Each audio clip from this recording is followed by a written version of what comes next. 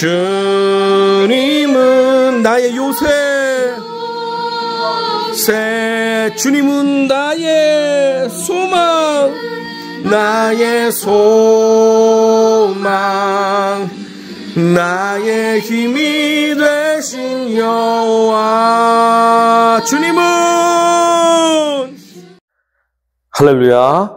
예배 자리에 오신 여러분들 진심으로 사랑하고 축복하고 환영합니다. 우리 옆에 계신 분하고 인사하시겠습니다. 참 잘 오셨습니다. 참 잘 오셨습니다. 참 잘 오셨습니다. 제목 함께 읽어봅니다.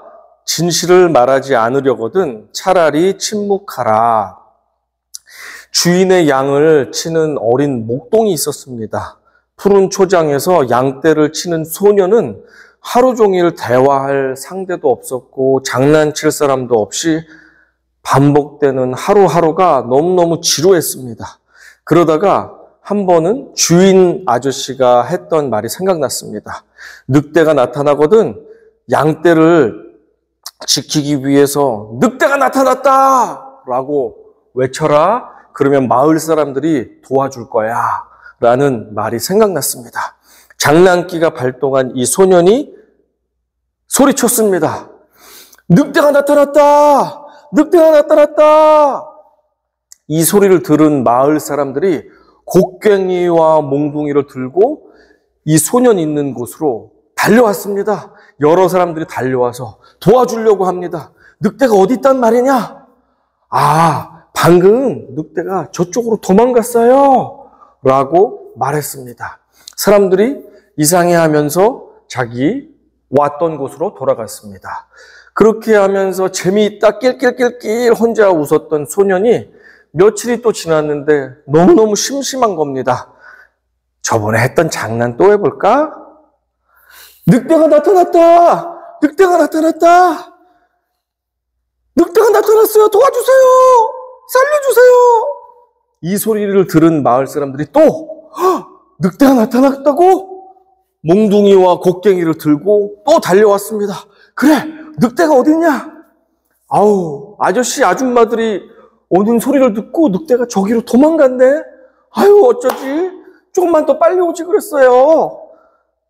사람들이 고개를 갸우뚱하면서 이상하게 생각하면서 다시 돌아갔습니다.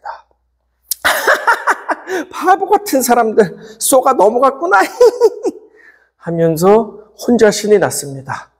그리고선 며칠이 지났는데 어느 날 진짜 무시무시한 호랑이만한 늑대가 나타난 것입니다. 양떼를 막 잡아먹습니다. 늑대가 나타났다! 늑대가 나타났다! 사람들이 들어도 도우려고 하질 않습니다. 저 녀석 또 거짓말하는구나 하면서 자기 일에만 몰두합니다. 늑대가 나타났어요. 정말 맹세합니다. 하나님께 맹세할게요. 늑대가 나타났어요. 도와주세요. 아이고, 늑대 저 양 잡아먹네. 아유, 하나님께 맹세할게요. 진짜요, 진짜. 찐이에요. 도와주세요. 아무도 그의 말을 진짜로 받아들이지 않습니다. 결국 늑대가 배가 터질 때까지 양떼를 다 잡아먹은 다음에 유유히 사라졌습니다. 어린이 여러분 평소에 거짓말을 하면 한두 번은 사람들이 속아 넘어가지만 그 다음에는 진짜 필요할 때 여러분이 진실을 말해도 사람들이 여러분 말을 믿지 않을 때가 와요. 그러니까 진실을 말하는 우리 친구들 되세요. 이런 이솝 우화 이야기 여러분 다 기억나시죠? 살다 보면 가끔씩 거짓말을 진짜처럼 말하는 사람들을 가끔 만나곤 합니다. 2023년도에 대한민국을 떠들썩하게 만들었던 28살 먹은 남장 여자 사기꾼인 전청조라는 사람이 대한민국을 이렇게 시끄럽게 한 적이 있었습니다. 이 실화를 한국에서 영화로 만든다면 아마 1965년도에 미국을 떠들썩하게 만들었던 사기꾼 프랭크 에버그네일 그의 실화를 다룬 Catch Me If You Can 이란 영화보다 더 크게 흥행할 수 있다고 저는 생각합니다. 혹시 대작 영화를 만들고 싶은 영화 감독님들은 제 이야기에 귀를 기울여 보시면 유익할 것입니다. 자, 예수님께서는 지금 서기관과 바리새인들을 통해서 잘못 전달되어 온 율법의 왜곡을 바로잡아주고 계십니다. 무엇이라고 너희가 들었으나 나는 너희에게 이르노니 사실 그것은 틀렸고 이게 맞다라고 예수님께서는 율법주의자들에게 들었던 잘못된 내용들을 바로 잡아주고 계시고 있습니다. 그 율법의 본뜻은 바로 이것이다 라는 말씀을 하고 계십니다. 33절 같이 읽어봅니다. 또 옛사람에게 말한 바 헛맹세를 하지 말라. 내 맹세한 것을 주께 지키라 하였다는 것을 너희가 들었으나 헛된 맹세를 하지 말고 내가 맹세한 것은 주께 지키라. 이 말씀 아무리 읽어도 맞는 말씀인 것 같은데 왜 예수님은 이 말씀이 틀렸다고 하는 것일까요? 그것에 대해서 오늘 설교 말씀을 전달하도록 하겠습니다. 예수님께서는 34절 이하를 통해서 이 말씀이 옳을 것 같은 이 말씀이 잘못됐다고 하면서 수정해 주십니다. 34절부터 36절까지 우리 한 목소리로 또박또박 읽어보겠습니다. 시작. 나는 너희에게 이르노니 도무지 맹세하지 말지니 하늘로도 하지 말라. 이는 하나님의 보좌임이요 땅으로도 하지 말라. 이는 하나님의 발등삼임이며 예루살렘으로도 하지 말라. 이는 큰 임금의 성임이요 내 머리로도 하지 말라. 이는 내가 한 터럭도 희고 검게 할 수 없음이라. 놀랍게도 맹세 자체를 지금 하지 말라고 명령하고 계십니다. 맹세 금지를 말씀하고 계십니다. 예수님께서는 그 당시 사람들이 흔히 맹세할 때에 들먹였던 하나님을 연상시키는 대표적인 맹세의 대상들에 대해서 언급하고 계십니다. 너희는 하나님의 보좌가 있는 하늘을 걸고 맹세했지? 너희는 하나님의 발등상이 있는 땅을 두고 맹세했지? 너희는 큰 임금 여호와가 너희와 함께 살고 계시는 예루살렘 성을 놓고 맹세했지. 너희는 너희 머리털 한 가닥도 나게 할 수 없으면서 감히 너의 머리를 걸고 맹세를 했지. 그 모든 것 어느 하나가 너희 것이 없는데도 말이야. 너희는 왜 그리 지키지도 못할 자기 말에 힘을 실기 위해서 하나님의 것들을 죄다 들먹이면서 맹세를 하는 것이냐? 무엇을 걸지도 말고 맹세 자체를 하지 말아라 라고 주님은 아예 맹세 금지 명령을 내리십니다. 맹세를 해서 유익한 것보다 맹세를 100번 안 하는 것이 너희에겐 유익하니 지키지도 못할 약속 맹세를 하지 말아라 라고 지금 명령하고 계십니다. 그런데 이상한 점이 있습니다. 성경을 보면 예수님은 지금 맹세를 금지하고 계시는데 성경에 보면 맹세를 허락하고 있는 장면이 많이 등장합니다. 모세는 광야의 백성들에게 앞으로 하나님만을 섬길 것을 그분의 이름으로 맹세해라 라고 백성들에게 요청 강요하고 있습니다. 같이 읽어봅니다. 신명기 10장 20절입니다. 내 하나님 여호와를 경외하여 그를 섬기며 그에게 의지하고 그의 이름으로 맹세하라. 너희는 제발 가나안의 우상을 섬기지 말고 여호와 하나님 한 분만을 온전히 섬길 것을 확실히 약속해라. 그러기 위해서 지금 여호와의 이름으로 맹세해라 라고 지금 강권하고 있습니다. 사울 왕은 자신이 몹시 질투하여서 죽이려고 쫓아다니던 다윗이 사울 왕을 죽일 기회가 여러 번 찾아왔는데 그때마다 살려주었습니다. 그때 다윗 앞에서 사울이 멀리 떨어진 상태에서 이렇게 맹세하라고 하면서 우리 집안을 너가 멸절시키지 마라. 너는 분명히 왕이 될 사람인데 우리 집안을 멸절시키지 말 것을 약속하고 맹세해라 라는 요구를 합니다. 이에 다윗이 그러겠노라고 맹세하는 장면이 등장합니다. 사무엘상 24장 21절과 22절 제가 여러분 위해서 읽어드리겠습니다. 그런즉 너는 내 후손을 끊지 아니하며 내 아버지의 집에서 내 이름을 멸하지 아니할 것을 이제 여호와의 이름으로 내게 맹세하라 하니라. 다윗이 사울에게 맹세하매 사울은 집으로 돌아가고 다윗과 그의 사람들은 요새로 올라가니라. 사도 바울 역시 종종 자신이 하는 말이 진실로 참되다는 것을 강조하기 위해서 여호와의 이름을 들어서 여러 번 맹세하는 장면이 성경에 등장합니다. 그 중에 한 가지 고린도후서 1장 23절 같이 읽어봅니다.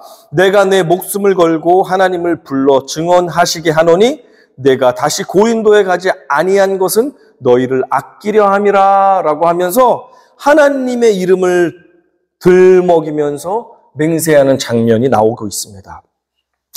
더 놀라운 점이 있습니다.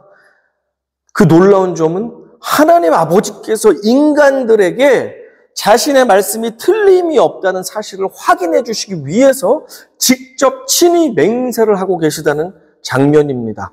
하나님께서는 아브라함과 언약하시면서 맹세하셨고 노아에게 다시는 내가 물로 심판하지 않겠다, 인류를 멸하지 않겠다라고 맹세하셨으며 내가 구원자를 보내겠다고 맹세하셨고 자신의 아들을 죽음에서 일으켜서 부활시키겠다라고도 맹세하셨습니다. 멸망한 이스라엘을 다시 회복하시겠다라고도 약속을 하시며 맹세하는 장면이 성경에 나옵니다. 그리고 오늘 함께 읽어볼 구절, 하나님께서 친히 다윗 왕위를 견고히 세우시겠다고 맹세하는 장면 함께 읽어보겠습니다. 시편 89편 3절 4절입니다. 시작. 주께서 이르시되 나는 내가 택한 자와 언약을 맺으며 내 종 다윗에게 맹세하기를 내가 내 자손을 영원히 견고히 하며 내 왕위를 대대에 세우리라 하셨나이다.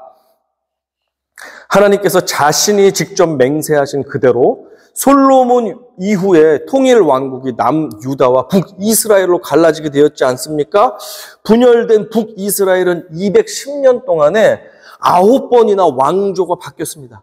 9번의 쿠데타가 일어나면서 왕조가 바뀌게 되었고 19명이 통치를 하다가 멸망하게 되었습니다.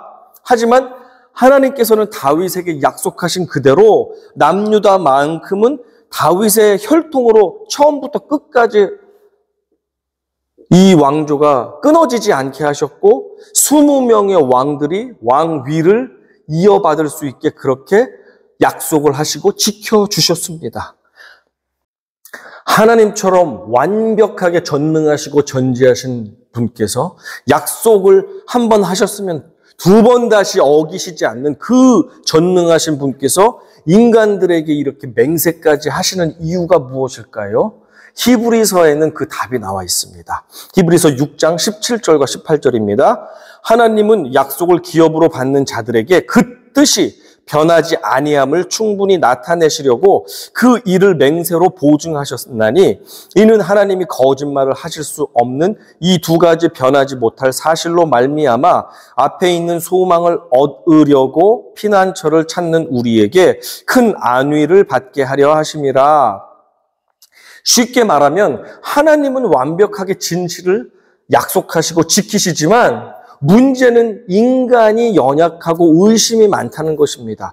그래서 하나님을 향한 그 완벽한 하나님의 약속의 말에도 불신하고 불안해하고 믿지 못하는 그 불완전한 인간들을 안심시켜주고 확실히 약속을 지킨다는 것을 보장해 주시기 위해서 하나님께서는 맹세를 하시면까지 내가 진짜 그렇게 약속을 지키겠다라고 보증을 서고 계신 것입니다.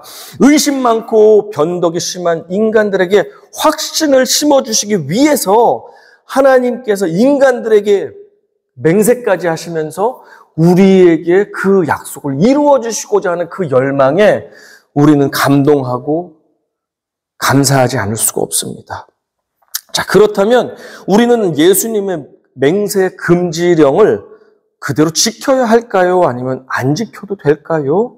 성경에 보면 하나님의 진실된 사람들, 그리고 하나님 자신께서 약속에 대한 확신을 심어주어 모든 논쟁을 잠재우게 하기 위해서 맹세하는 장면이 여러 번 등장합니다. 히브리서는 맹세하는 이유를 다음과 같이 말하였습니다. 히브리서 6장 16절입니다. 사람들은 자기보다 더 큰 자를 가리켜 맹세하나니 맹세는 그들이 다투는 모든 일의 최후 확정이니라. 그렇다면 우리는 혼란스럽습니다.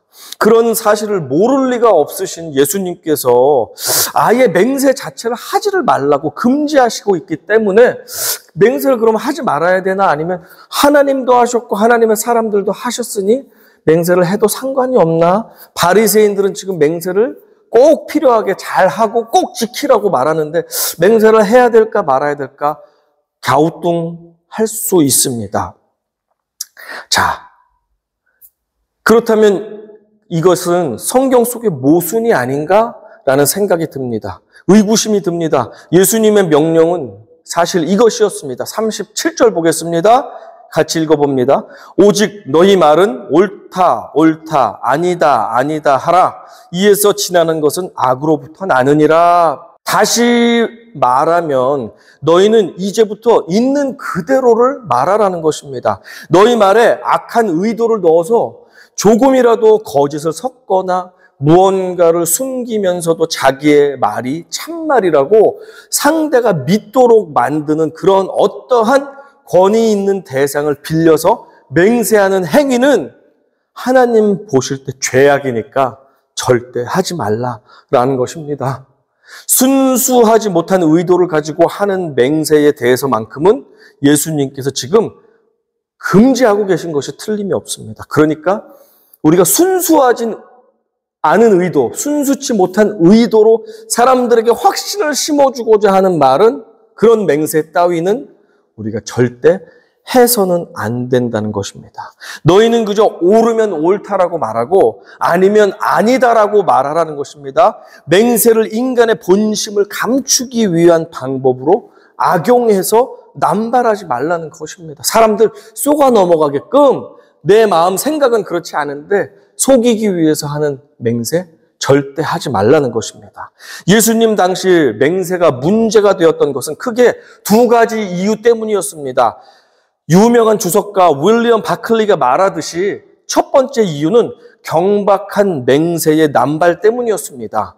한 번은 제가 우리 아이들과 놀이터에서 놀고 있었는데 껄렁껄렁한 10대 아이들이 잔뜩 있었습니다. 이 남자 여자 아이들이 옆에서 이야기하는 거가 너무 크게 들려서 듣지 않을 수가 없었는데 대충 말하는 이야기를 들어보니까 모든 문장마다 욕이 들어가지 않으면 말이 이어지질 않았고 최상급의 형용사를 쓰지 않고는 말을 이어서 하질 않는 것입니다. 예를 들면 이런 식입니다. 아이 18 욕입니다. 나 어제 영화 봤는데 삐 끝장나더라고 삐 재미있었어 삐 뻑가 저 삐 뻥치지 마 이 베이비야 삐 진짜 재밌으면 어떡할래 너 다이 원어 다이 삐 너 뻥이면 우리 부모님 삐 뻥까지 마 이 베이비 삐 말이 절반은 욕 아니면 비속어 아니면 최상급의 형용사로 말이 문장이 그렇게 이어지면서 1시간씩 말을 하는 것을 듣고 골치가 아팠습니다. 이 시대에는 좋은 것을 좋다, 아름다운 것을 아름답다라고 말하면 그 표현의 정도가 굉장히 밋밋합니다.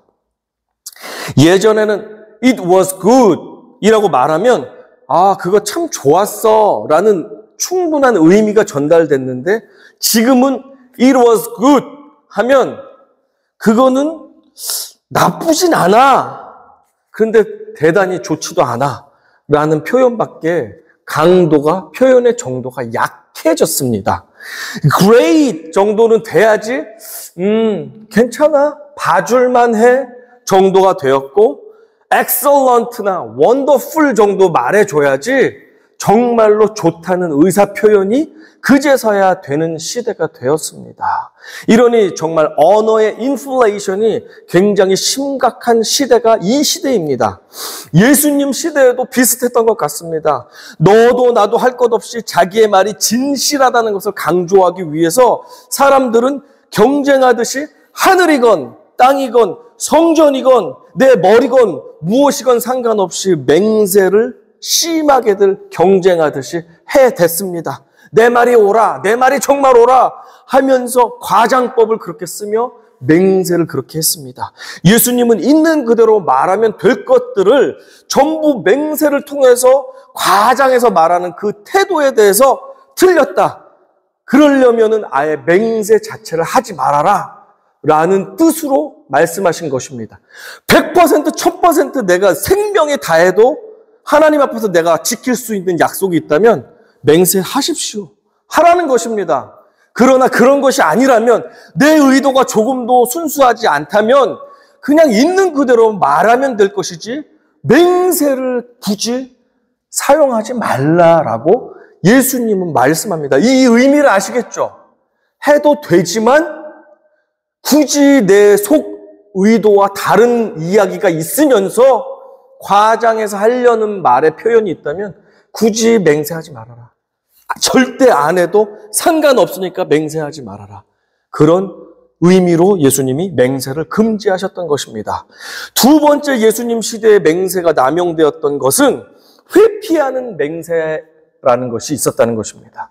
사람들은 자기가 말하는 것 중에 조금이라도 사실과 다른 부분이 있다면 맹세를 괜히 하나님 이름으로 하면 천벌받을까 두렵잖아요. 그러니까 그럴 때는 여호와 하나님의 이름으로 맹세하기를 두려워했습니다. 0.1%라도 꺼림직한 내용이 있으면 하나님의 이름으로 맹세하는 것을 하지 못했습니다. 그러다 보니 뭔가 감추면서 이야기하는 사람들은 감히 여호와 하나님의 이름으로 맹세는 못했지만 하나님이 아닌 다른 것, 예를 들면 나의 건강을 두고 맹세하노니, 내 자녀들을 놓고 맹세하노니, 우리 왕 다윗 왕을 놓고 맹세하노니 라고 하면서 하나님보단 서열이 낮지만 다른 것들을 들면서 나 이렇게 내 마음이 진심이야 라는 것을 회피하기 위해서, 본질을 회피하기 위해서 맹세를 쓰면서 이렇게 남발했던 시기였다는 것입니다. 그런 사람들, 진실을 말하지 않으면서 맹세를 거론하면서 그렇게 무엇인가를 근거를 두며 말하는 과장된 사람들에게 너희 그렇게 하지 마. 맹세 자체를 하지 마. 라고 예수님은 말씀하십니다. 그런 자들에게 화가 있을 것이다. 라고 예수님은 경고하셨습니다. 마태복음 23장 16절과 17절입니다. 같이 읽어봅니다. 화 있을진저 눈먼 인도자여 너희가 말하되 누구든지 성전으로 맹세하면 아무 일 없거니와 성전에 금으로 맹세하면 지킬지라 하는도다. 어리석은 맹인들이여 어느 것이 크냐? 그 금이냐? 그 금을 거룩하게 하는 성전이냐? 바리새인들은 맹세를 거는 대상에도 등급을 매겨서 성전으로 맹세하면 그 약속은 안 지켜도 되고 성전 안에 있는 금으로 맹세를 하면 반드시 지켜야만 된다라는 인간들이 만들어 놓은 또 맹세하는 대상의 등급과 서열을 분류해 놓은 것입니다. 하지만 예수님은 이런 말도 되지 않는 인간들이 만들어 놓은 맹세의 규칙과 등급에는 목숨을 걸고 리스트를 작성하면서 하나하나 지키면서 잘난 척을 했던 그 사람들, 잘못된 율법의 껍데기는 준수하려고 애를 썼던 사람들, 그것들이 문제라고 하면서 그들에게는 화가 있을 것이라고 진노를 표현하셨던 것입니다. 이 잘못된 율법의 문자주의를 지적하셨습니다. 율법은 그 껍데기인 문자가 중요한 것이 아니라 주님께서, 하나님께서 그 율법을 주신 본질, 사랑하라. 사랑하기 위해서 이러한 조항들을 지켜나가라 라고 하는 그 사랑이 본질인데 사랑은 버리고 껍데기만 지키면서 미워하는 그것들에 대해서 진노하신 것입니다. 진짜 중요한 것은 본뜻, 정신, spirit이라는 사실을 예수님께서 다시 지적하시면서 바로 잡아주고 계신 것입니다. 이렇게 율법의 본뜻이 아닌 껍데기인 문자와 조항만을 목숨처럼 중시하는 사람들이 있는데, 오늘날의 대표적인 사람들 중에 여호와의 증인, Jehovah's Witness라는 사람들이 있습니다. 유사 기독교인들입니다. 성경도 믿고 다른 것들도 막 믿는 사람들인데, 그들은 요한계시록에 나와 있는 상징으로 나와 있는 숫자인 14만 4천 명이 구원받는 숫자인데, 그거를 정말로 문자적인 14만 4천 명, 14만 4천 1명도 구원받을 수 없다. 14만 4천 명, 그 문자적으로 성경을 받아들이는 사람들이 여호와의 증인들입니다. 성경에는 삼위일체가 나와 있지 않기 때문에 예수님은 훌륭한 선지자일 수 있지만 하나님의 아들이고 우리의 구원자가 될 수 없다라고 믿는 사람들이 여호와의 증인입니다. 이 여호와의 증인들의 문자 주의는 특히 수혈 거부나 집총 거부, 군대 가지 않는 것, 국기에 대한 맹세 거부 등에서 이슈가 되고 있습니다. 이들은 피를 먹지 말라라고 하는 성경 말씀을 문자 그대로 목숨 걸고 지키다 보니까 순댓국밥이나 선짓국, 피가 들어간 음식 자체를 먹지 않습니다. 이들은 정말 중병에 걸려서 수혈을 받으며 수술하지 않으면 죽게 되는 사람, 그 사람에게도 수혈을 하지 않습니다. 수혈을 거부합니다. 의사가 당신 수혈 받지 않으면 죽어요 해도 죽을게요. 수혈 받지 않고 치료해 주세요. 수혈이 필요 없는 대체 치료를 하다가 죽어나가는 사람들이 생겨났지만, 그 사람들은 자신들이 수혈하는 것이 피를 먹는다라고 생각하기 때문에 거부합니다. 껍데기를 생명처럼 지키기 때문에 그들은 죽어도 수혈을 받지 않습니다. 군대에 가서도 총 드는 것도 거부하고 군대 입대 자체를 거부하는 이유가 다른 것이 아니라, 그들은 장차 오게 될 하나님 나라의 백성들인데, 나는 하나님 나라의 백성인데 이 세상 나라, 대한민국이든 미국이든 어떤 나라든 인간이 다스리는 세상 나라는 하나님 나라를 대적하는 적군이라는 것입니다. 적국. 그러니까 군대에 들어간다는 것은 적국에 내가 입대를 한다는 것이니, 하나님 나라 백성이 적군의 군대에 입대를 한다는 것, 나는 거부한다. 감옥에 들어가도 나는 입대 못합니다라고 해서 여호와의 증인 청년 남자들은 군대 들어가는 걸 거부합니다. 그래서 실제로 그 감옥에 많이 들어갔습니다. 지금은 대체 복무를 시켜주지만 최근까지도 그렇게 감옥에 들어갈 정도로 그들은 그 율법의 본질을 지키지 않고, 말씀의 본질, 핵심을 지키지 않고 껍데기 그 문자 그대로를 지키려고 애를 씁니다. 그런데 재미있는 것은 이들은 선짓국이나 순댓국은 먹지 않지만 피가 들어 흥건한 스테이크는 먹습니다. 이들은 국기에 대한 맹세는 하지 않습니다. 그러나 국가가 주는 의료 혜택이나 사회복지 혜택은 제대로 열심히 챙겨받습니다. 본질이 아닌 껍데기에 진리가 있다고 믿기 시작하면 우리들도 저들처럼, 또한 바리새인들처럼 껍데기에 목숨 걸다가 본질은 놓치는 어리석은 사람들이 될 수 있다는 사실을 우리가 기억해야 될 것입니다. 주님의 가르침은 단순합니다. 오직 있는 그대로 진실만을 말하라는 것입니다. 순수하지 않은 의도를 가진 채 겉으로만 순수한 척, 정직한 척, 속이기 위해서 하나님의 이름을 들먹거리며 내 건강을 걸면서 그렇게 지키지도 못할 남들에게 내 본심과 다른 뜻을 진짜인 것처럼 설득하기 위해서 하는 맹세는 안 하는 것이 더 좋다. 그러니까 그런 것 따위는 하지 말아라 라고 예수님은 말씀하시는 것입니다. 하지만 우리 입장에서는 이렇게 생각할 수도 있습니다. 어떻게 사람이 살아가는데 진실만 얘기하면서 살아갈 수 있어요? 커피도 한 잔 마실 수 있고, 농담도 할 수 있고, 수다도 떨 수 있고 조크도 할 수 있는 것 아닙니까? 어떻게 예 아니오만 말하고 진실만을 말하면서 하면 내가 뉴스 아나운서입니까? 농담도 할 수 있고 뻥도 칠 수 있는 거지 라고 우리가 생각할 수도 있습니다. 너무 그렇게 하면 빡빡합니다. 피곤합니다. 라고 생각할 수도 있습니다. 그런데 맞습니다. 살다 보면 농담할 때도 있고 뻥칠 때도 있고 아유 농담이야 아니야 거짓말했다가 아유 오늘 만우절이야 라고 할 수도 있죠. 할 수도 있습니다. 그러나 본질적인 것은 이 거짓말과 남들에게 진실과 다른 것을 진실처럼 속이려는 것들이 계속 반복이 된다면 결국에는 하나님이 사랑하시는 거룩과 본질, 사랑, 이 본질은 잃어버린 채 껍데기만 거룩하고 껍데기만 사랑이 가득한 속에는 미움과 원망이 가득한 이중적인 바리새인들이 될까 주님께서는 염려하셔서 그렇게 진실만을 말하라. 맞는 것은 맞다 하고 아닌 것은 아니라고 해라.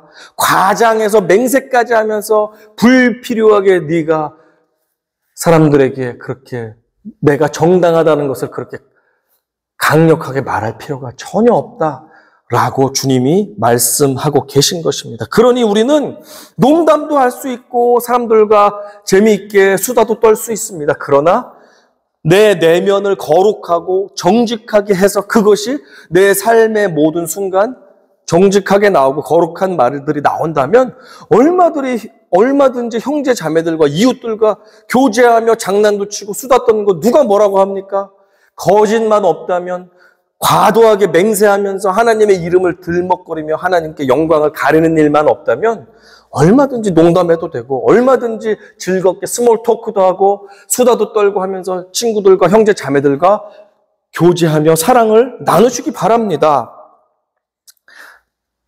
이에 주님께서 주시는 지혜가 있습니다. 마태복음 26장 62절과 63절 상반절에서 예수님은 잡혀가셨습니다. 대제사장 앞에서 신문을 받을 때 예수님이 이렇게 하셨습니다. 같이 읽어봅니다. 시작.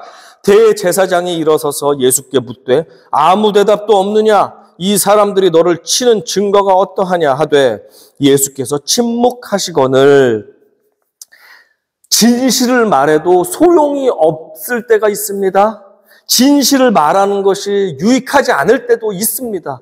살다 보면 곤란하지만 내가 말을 해서는 안 될 때가 있습니다. 그때는 억지로 맹세를 한다거나 미사여구를 쓴다거나 하면서 하나님 이름을 들먹이고 하면서 내가 틀리지 않아요 라고 굳이 애써서 말할 필요가 없다는 것을 예수님께서 말씀해 주십니다. 차라리 정직하게 말할 수 없을 때 진실을 말하기 어려운 순간이 온다면 그때는 예수님처럼 침묵하십시오. 과대 광고를 하면서 과대하게 맹세를 하지 마시고 불필요한 이야기로 진짜와 거짓을 섞어서 그럴듯하게 말하지 말고 침묵하는 것이 예수님의 방법입니다. 잠언 17장 28절 같이 읽습니다. 미련한 자라도 잠잠하면 지혜로운 자로 여겨지고 그의 입술을 닫으면 슬기로운 자로 여겨지느니라.